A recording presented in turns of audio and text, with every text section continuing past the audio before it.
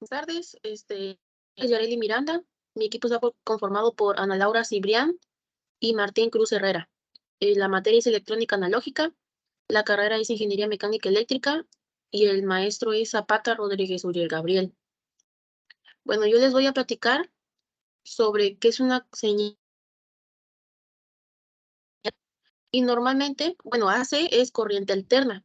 Y normalmente las señales AC circulan durante un tiempo en un sentido y después en sentido opuesto, volviéndose a repetir el mismo proceso en forma constante. Este tipo de corriente es la que nos llega a nuestras casas y la usamos para la televisión, el refrigerador, equipo de sonido, la lavadora, etcétera. Y ¿qué es una señal DC? DC es corriente directa, también es conocida como CC, que es corriente continua. Y es el flujo de la corriente eléctrica se da en un solo sentido, desde un polo a otro. Los más utilizados son en las baterías, en las pilas y dínamos que generan corriente continua. Bueno, les traje les muestro una gráfica y es la forma más usual de la corriente alterna es la senoidal. También hay otras como o una onda cuadrada. Pero aquí la onda senoidal es muy común, porque es la que nos llega a nuestras casas a través de una red de distribución energética eléctrica o de energía eléctrica. La siguiente información es señal rectificada. Bueno, se define como un tipo de indicador que convierte ambas mitades de cada ciclo de una onda alterna en una señal de corriente continua, pulsante. Los rectificadores de onda completa se utilizan para convertir el voltaje de corriente alterna en voltaje de corriente directa o corriente continua, lo que requiere varios diodos para construir. Rectificación de onda completa es el proceso de convertir una señal de corriente alterna en corriente continua. Los circuitos que convierten la corriente alterna en corriente continua se conocen como rectificadores. Si tales rectificadores rectifican los semiciclos positivos y negativos de una forma de onda alterna de entrada, los rectificadores de onda completa. Los rectificadores de onda completa logran esto mediante el uso de un grupo de diodos. Un diodo pues permite que la corriente vaya en un solo sentido o en una sola dirección y bloquea la corriente en la otra dirección. Usamos este principio para construir varios rectificadores. Una señal de potencia. Bueno, la señal de potencia, si tiene promedio finito y mayor que cero, se clasifica como una señal de potencia.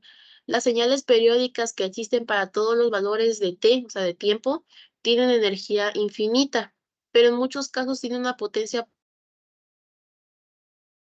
por lo que la convierte en una señal de potencia. Y les muestro la gráfica de cómo es una señal de potencia. ¿Cómo se controla regularmente la velocidad de un motor de corriente alterna? Bueno, los motores de corriente alterna comúnmente se utilizan como variadores de frecuencia, que controlan la velocidad del motor con frecuencia de voltaje suministrado. Dependiendo de la aplicación y el nivel de regulación de velocidad requerido, los VFD pueden controlarse mediante métodos escalares o vectoriales. El tipo más común de control de VFD es un método escalar denominado por voltios por Hertz, volts por frecuencia. De aquí les platico también sobre el diagrama que me estaba pidiendo. El OBR, si bien quiere decir protección de sobrecarga. Bueno, la corriente fluye en el circuito en función de la demanda de cargas. Si la corriente aumenta y excede la clasificación del equipo de eléctrico, entonces el sistema se está sobrecalentando o sobrecargado. Los alambres o cables pueden no soportar la corriente más alta, entonces los cables se calientan e incluso derriten el aislamiento. Esto conduce a riesgos de incendio y por lo tanto la protección que es la OBR es necesaria para evitar tales accidentes. Entonces, el BFD es variadores de frecuencia que pasan por el OBR, que es un protector, y si bien pasan por un cooling tower, que es como para enfriar no, para que no se sobrecargue. Y después pasa al Protection Control y eso es todo su funcionamiento, o así es, así lo muestra el diagrama. ¿Cómo funciona un relevador? Bueno, para saber cómo funciona, primero tenemos que saber qué es. Y es un aparato eléctrico que funciona como un interruptor, abriendo y cerrando el paso de la corriente eléctrica, pero accionado eléctricamente. Bueno, yo les voy a platicar cómo funciona. Bueno, que les muestro aquí, abajo tiene dos contactos, uno abierto y otro cerrado. Cuando metemos corriente por la bobina, esta crea un campo magnético, creando un electroimán que atrae los contactos, haciéndolos cambiar de posición. El contacto que estaba cerrado o el contacto que estaba abierto, digo, el contacto estaba abierto se cierra y el que estaba cerrado se abre. El contacto que se mueve es el C, como es en la figura, y es el que hace que cambien las posiciones o las posiciones de los otros dos. Si nos damos cuenta, siempre habrá un circuito que activa la bobina y otro será el circuito que activa los elementos de salida a través de los que se llama circuito secundario o de fuerza. Los relevadores pueden tener uno, dos, tres o los contactos que querramos. Esto puede ser normalmente abiertos o cerrados. Los relevadores eléctricos son básicamente interruptores operados eléctricamente que vienen en muchos tamaños y potencias, dependiendo para qué aplicación lo querramos. Los relevadores también pueden ser relevadores de potencia, son más grandes y son utilizados para la tensión, para tensiones mayores o aplicaciones de conmutación de alta corriente, y eso se les llaman contactores, ya no relevadores. Bueno, ¿qué no sabías? ¿Qué sabías de las señales eléctricas? Bueno, lo único que sabía era que es un tipo de señal que se genera por un fenómeno electromagnético y era lo único. Lo que no sabía es que había analógicas y digitales. Las analógicas varían a continuo por el tiempo y las digitales varían de forma discreta. Es lo que no sabía. ¿Dónde hay señales de AC y de DC?